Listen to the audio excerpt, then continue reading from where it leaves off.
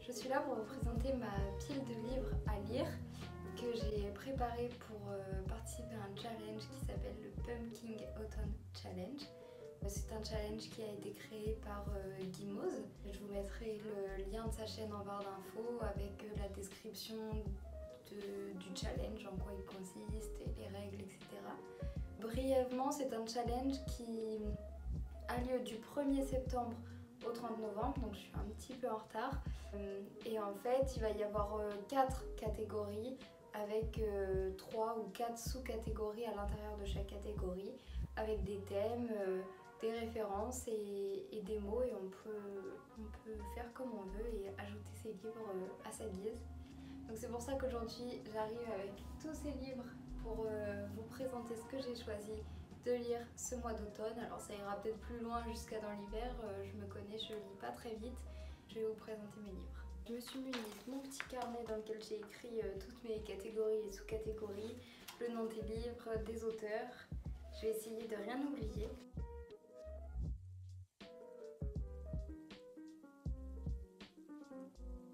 Le premier livre s'appelle La mélancolie de celui qui vise juste de Lewis Nordan. C'est un roman paru aux éditions Monsieur Toussaint l'Aventure, un roman qui est vraiment sublime. J'ai découpé la petite couverture qui était normalement ici.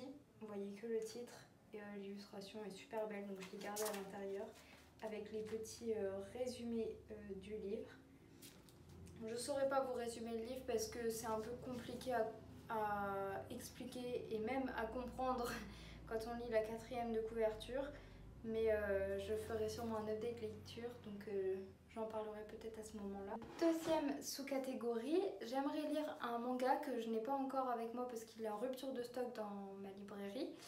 Ça s'appelle L'Atelier des sorciers, c'est le premier tome. Et j'aimerais commencer cette saga petit à petit. En plus ça colle bien avec le mot sorcière présent dans la liste de mots, donc c'est l'occasion. Troisième sous-catégorie, j'aimerais lire La passe miroir, le premier tome Les fiancés de l'hiver de Christelle Dabos. C'est un livre que j'ai depuis le collège, je dois l'avoir depuis la 4e au moins. Vous voyez, j'avais lu le début jusqu'à la page 136 et je me suis arrêtée et je me souviens même plus du tout de ce livre, vraiment plus du tout. Et je pense que ça serait le bon moment pour le lire. Et en second livre, j'aimerais lire Le Château de Hurle, le tome 1. C'est le livre qui a inspiré le château ambulant des studios Ghibli. Deuxième catégorie et première sous-catégorie, j'aimerais, en raccrochant au mot automne, peut-être que je triche un peu, lire le deuxième tome de Après Anne de Green Gables, Anne d'Avonlea. J'ai choisi de le glisser dans cette catégorie pour sa couverture assez automnale avec les feuilles qui virevoltent, etc. Je trouvais que ça correspondait bien. Et en second livre, je voudrais lire un livre, c'est un album jeunesse, Hotel Heartwoods. C'est un petit album sur une petite souris, très automnal, donc ça correspondait vraiment très bien. Deuxième sous-catégorie, j'aimerais lire, du coup c'est dans le désordre, mais Anne de Green Gables et Anne de Redmond. J'ai déjà commencé Anne de Green Gables et franchement j'en suis qu'aux toutes premières pages, mais j'en suis vraiment fan. J'aime beaucoup, et du coup j'ai Anne de Redmond qui est le tome 3 de cette saga. Le dernier à être paru en début août. Voilà, donc j'ai ces deux livres à lire dans cette catégorie. Je les ai raccrochés au mot jeunesse, ce sont des livres qui sont classés jeunesse. Et après, j'ai les 2 tomes de Broadway Limited, je sais pas trop comment le dire non plus. Ce tome-là, je l'ai eu il y a 2 Noëls. Et j'ai eu ce tome-ci, le 2e tome du coup, à ce Noël, enfin le dernier Noël. J'ai commencé, j'ai lu à peu près la moitié de ce livre, mais je l'ai toujours pas fini. Il faut dire que c'est un bon pavé. Et pourtant il est vraiment bien, mais je sais pas pourquoi je l'ai abandonné. Et j'ai vraiment envie de m'y remettre, en plus l'ambiance est vraiment parfaite. Voilà, donc ces 2 tomes-là que je raccroche au mot famille parce que la pension Giboulet, quand même, ça a l'air d'être une genre de grande famille. Et dernière sous-catégorie de ce menu, j'aimerais lire La librairie de la seconde chance de Jackie Fraser. Je l'ai acheté il y a quelques mois, je l'ai aussi commencé et après je suis partie en vacances et je l'ai un peu laissé tomber. Et c'est vraiment un roman typiquement feel good. Comment c'est en gros une femme qui va être trompée par son mari, ils vont divorcer, se séparer et au même moment elle va hériter d'une petite maison, un genre de mini cottage enfin, dans la campagne. Elle va aller voir et en fait cette maison sera chargée de plein de livres et au début elle compte s'en débarrasser et j'en suis là, j'attends la suite de l'histoire. Ça va pas se passer comme elle l'avait prévu. Puis celui-ci, Et que ne durent que les moments doux de Virginie Grimaldi. C'est un roman qui m'a été fortement conseillé et au regard de ce qu'on m'a dit il m'a été prêté et conseillé et au regard de ce qu'on m'a dit et de ce qu'on m'a décrit, je pense qu'il est très feel good aussi. J'aimerais en lire un troisième que je me suis procuré ce matin même et qui est franchement incroyable. La plus belle couleur du monde. C'est un roman graphique, ça paraît être un manga comme ça, mais non, c'est un roman graphique, vraiment avec des illustrations. Je sais pas si vous voyez quelque chose là, mais qui sont juste incroyables. Donc j'ai très hâte de lire ce livre. Je le classe dans la catégorie émotion, feel good aussi, mais émotion, on va suivre la vie quotidienne d'un jeune garçon collégien qui tente d'intégrer les beaux-arts pour passer son lycée avec une option en art. Et on va suivre son quotidien et ses amours, etc. Et ça a l'air vraiment d'être chouette. Donc voilà, ce gros pavé, bon, c'est un roman graphique, hein, donc il n'y a pas de temps à lire que ça.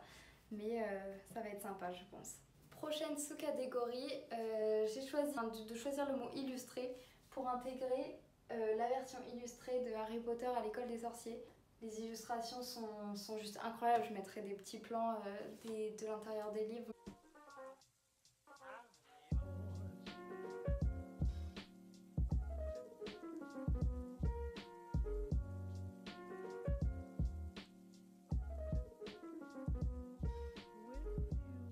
Dans ce nouveau menu automne frissonnant et dans cette première catégorie, j'aimerais lire un roman que je n'ai pas encore, enfin un roman graphique que je n'ai pas encore, qui s'appelle René au bois dormant.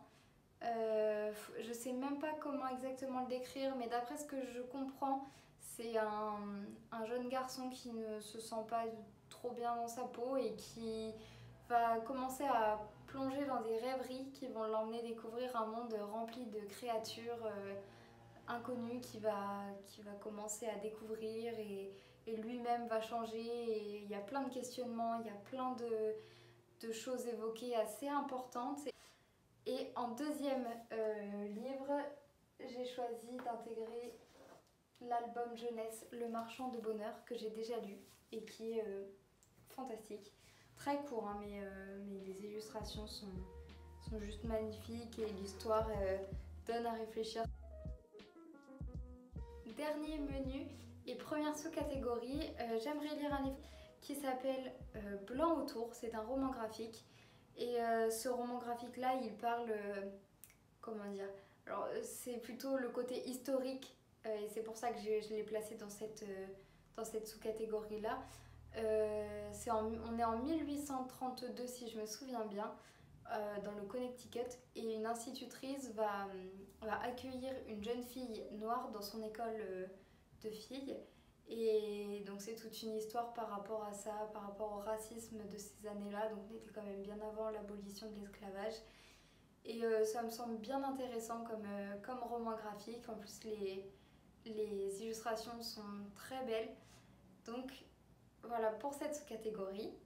En troisième sous-catégorie, j'aimerais continuer de lire ce petit livre Au prochain arrêt de Hiro Arikawa. C'est un livre que je classe avec le mot voyage dans les mots qui sont dans cette catégorie parce qu'en fait on va suivre des petites histoires qui ont lieu dans le train qu'ils appellent le train rouge. Dans ces 8 gares, il se passe des histoires, des petites histoires et voilà, je l'ai classé dans le voyage. Et en deuxième livre de cette catégorie, mais du coup plutôt un livre aventure, j'aimerais lire l'album jeunesse Armstrong, l'extraordinaire voyage d'une petite souris. Non, d'une souris sur la lune, pardon. C'est un album jeunesse qui parle d'une souris qui admire tous les soirs la lune et le ciel et qui se demande si la lune est réellement un fromage et elle a envie de mettre l'histoire au clair. Donc elle va partir découvrir les lunes. Et dans la dernière sous-catégorie, cabinet de curiosité avec le mot art, j'ai décidé de me pencher un peu plus sur ce livre que j'ai eu un anniversaire l'année dernière, Green Architecture. C'est un livre qui relate plein d'architecture verte et écologique et je l'ai feuilleté beaucoup de fois mais je m'y suis jamais vraiment plongée parce que c'est en anglais et que du coup je m'y mets pas vraiment, mais il est génial ce livre et cette année j'ai décidé de vraiment m'y mettre.